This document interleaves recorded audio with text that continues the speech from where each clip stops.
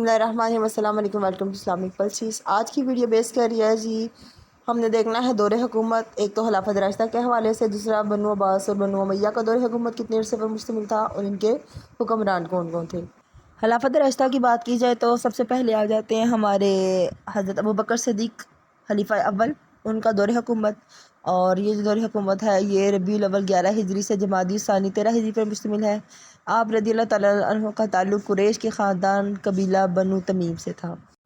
खलीफा सानी हज़रत उमर रज़ियल्लाहु तआला अन्हु का दौरे हुकूमत, और ये इसका आगाज़ हो जाता है जी रबीउल सानी 13 हिजरी से यकम मुहर्रम 24 हिजरी। जहाँ तक बात आती है आपके ख़ानदान के हवाले से, तो आप रज़ियल्लाहु तआला अन्हु का ख़ानदान कुरैश के एक ख़ानदान बनी अदी से था। और तीसरे हमारे आ जाते हैं जी हज़रत उस्मान रज़ियल्लाहु तआला अन्हु खलीफा, और उनका दौरे हुकूमत मुश्तमिल था मुहर्रम 24 हिजरी से ज़िलहज 35 हिजरी तक। और आप रज़ियल्लाहु तआला अन्हु का अगर बात की जाए ख़ानदान की, तो कुरैश के ख़ानदान बनी उमैया से आपका ताल्लुक़ था।